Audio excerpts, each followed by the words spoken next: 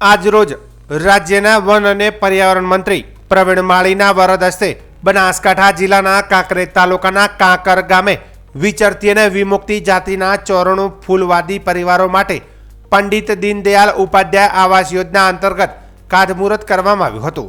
આ યોજના અંતર્ગત 94 જેટલા ફૂલવાદી પરિવારોને પોતાનું પાકું અને સુરક્ષિત આવાસ ઉપલબ્ધ બનશે।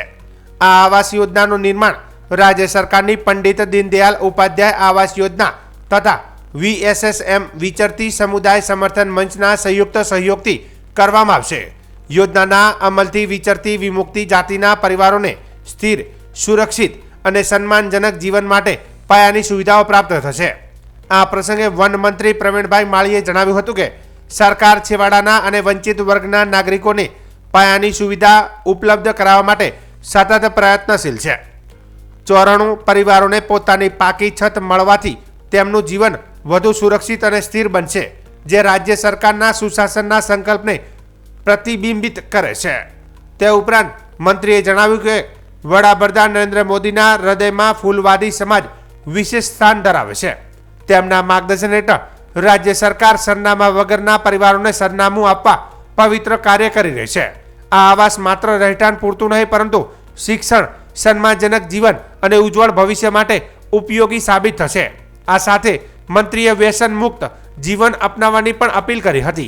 आ प्रसंगे दियोदरना धारासभ्य केसाजी चौहान, VSSM संस्थाना फाउंडर मित्तलबेन, अग्रणी डायाभाई पिलियातर, भारतसिंह भट्टेसरिया, VSSM ना कार्यकरो, संबंधित सरकारी अधिकारीओ તેમજ મોટી સંખ્યામાં લાભાર્થી પરિવારો હાજર રહ્યા હતા। અમને બધાને આનંદ આવે છે ઘર લેતી વખતે? આવે છે? બહુ મજા। ઘર લેવાની જેટલી મજા છે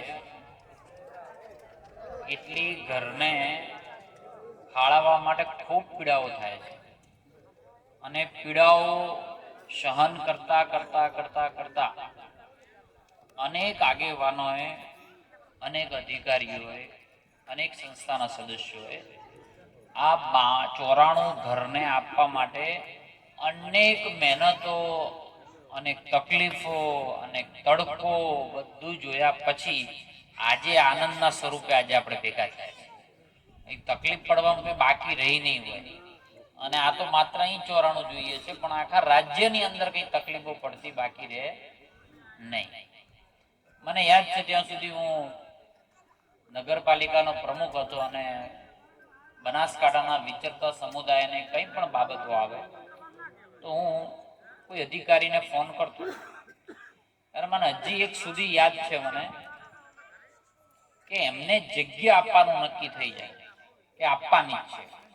મારે ખાસ કરીને આજે કાકર ગામના સૌ આગેવાનોને અભિનંદન આલવા છે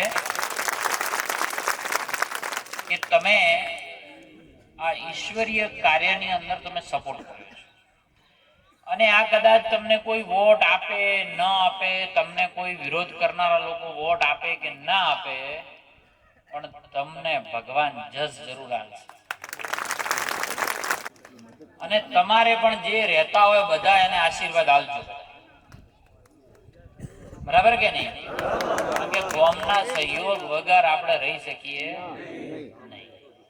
હવે આપણું કામ છે કે દૂધમાં સાકર ભરવાનું। બરાબર કહું? એટલે આ દૂધમાં સાકર કેમ ભળાય? તો જેમ સમાજના લોકો રહેતા હોય એમ આપણે પણ રહેવું પડે। બરાબર કહું છું? બરાબર કે નહીં? તો આપણે એના જેમ ગોમનો હવારે દીકરો જો સવારે ઉઠીને સ્કૂલે જતો હોય તો આપણો દીકરો પણ ત્યાં જવો જોઈએ। ગામની દીકરી જો સવારે ઉઠીને સ્કૂલે જતી હોય તો આપણી દીકરી પણ સ્કૂલે જવી જોઈએ।